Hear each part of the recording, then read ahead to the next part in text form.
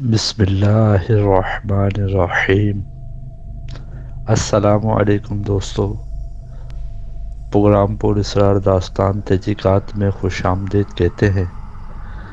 ہم امید کرتے ہیں کہ آپ سب ٹھیک ہوں گے، خیریت سے ہوں گے۔ آپ تمام سننے والوں سے گزارش ہے کہ ہمارے چینل پر اسرار داستان تحقیقات کو سبسکرائب اور لائک کر دیا کریں تاکہ ہماری ہر نئی آنے والی ویڈیو آپ تک بآسانی پہنچ سکے۔ دوستو، پچھلی ایپیسوڈ میں ہم نے جنات سے متعلق آپ کو مختصر آگاہی دی تھی۔ آج کی اس ایپیسوڈ میں ہم آپ کو نظر بد سے بچنے کا وظیفہ بھی بتائیں گے، مگر اس سے پہلے ایک پراسرار داستان آپ کی سماعتوں کی نظر کرتے ہیں۔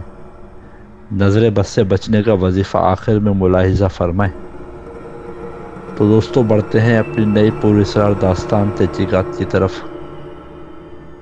دوستو، صوبہ سرحد پاکستان کے مشہور شہر کوہاٹ سے ایک بھائی نے ہم سے ایک داستان شیئر کی ہے، جس کا لب لباب کچھ اس طرح سے ہے کہ ہم جس مکان میں رہتے ہیں اس میں پہلے غیر مسلم رہتے تھے۔ ہمارے ساتھ ایک عجیب واقعہ پیش آیا۔ ہوا کچھ یوں کہ آدھی رات کے بعد یا کبھی کبھار دن میں ہمارے گھر میں ایک خوفناک کالا کتا داخل ہو جاتا۔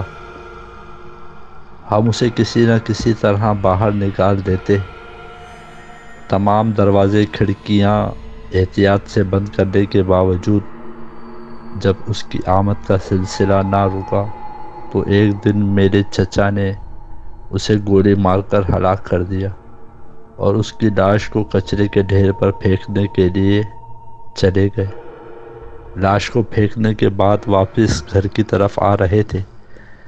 ابھی چند قدم ہی چلے تھے، انہوں نے پلٹ کر دیکھا تو ان کی حیرت کی انتہا نہ رہی۔ کیا دیکھتے ہیں، جس کتے کو 2 منٹ پہلے کچرے کے ڈھیر پر پھینکا تھا وہ کتا اب وہاں موجود نہیں ہے، وہاں سے غائب ہے۔ بہرحال میرے چچا فوراً سے گھر آ گئے اور اس پراسرار کتے سے تو ہماری جان چھوٹ گئی، لیکن اب ہمارے گھر میں کچھ عجیب و غریب معاملات ہونے لگے تھے۔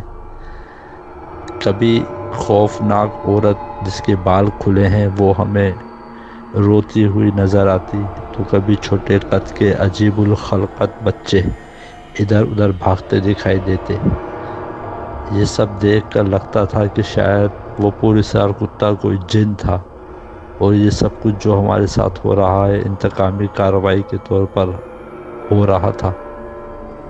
ہمارے چچا جنہوں نے اس کتے کو مارا تھا سخت خوفزدہ رہنے لگے اور ان کی صحت دن بدن گرتی چلی گئی، یہاں تک کہ وہ سوکھ کر کانٹا ہو گئے۔ ان کے یہاں جو بھی بچہ پیدا ہوتا اس کی بینائی پیدائشی طور پر تو بالکل ٹھیک ہوتی، مگر کچھ ہی عرصے میں نظر کمزور ہوتے ہوتے اس قدر کم ہو جاتی کہ رات میں تو ان بچوں کو بالکل دکھائی نہ دیتا تھا۔ ہمارے گھر والے بہت پریشان ہو گئے۔ ان تمام حالات و واقعات کو دیکھتے ہوئے ہم نے ایک باعمل عامل سے رابطہ کیا۔ انہوں نے ہمارے گھر کا حصار کیا، کچھ تعویذات دیے اور پانی پر دم کر کے دیا۔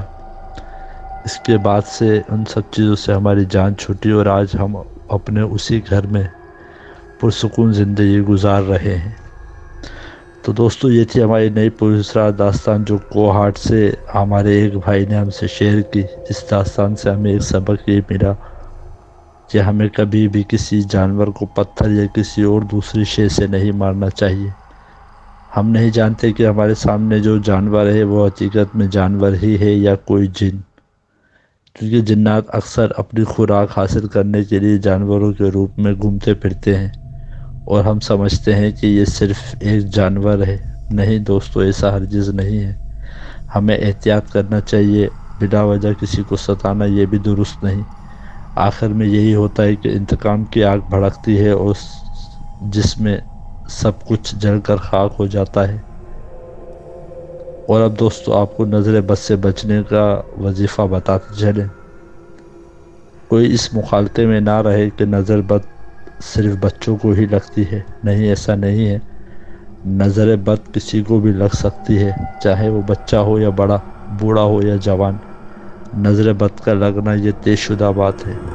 مگر اس سے حفاظت کیسے کی جائے؟ دوستو، گھر میں یا باہر نکلتے وقت ایک مرتبہ سورہ فاتحہ اور ایک مرتبہ آیت الکرسی پڑھ لیا کریں۔ اول و آخر درود شریف پڑھنے کے بعد سیدھے ہاتھ کی پہلی انگلی جو سیدھی انگلی کہلاتی ہے، اس پر 3 مرتبہ دم کر کے اپنے سر پر 3 مرتبہ گھما لیا کریں اور اپنے اوپر بھی دم کر لیا کریں۔ انشاءاللہ نظر بد سے حفاظت رہے گی۔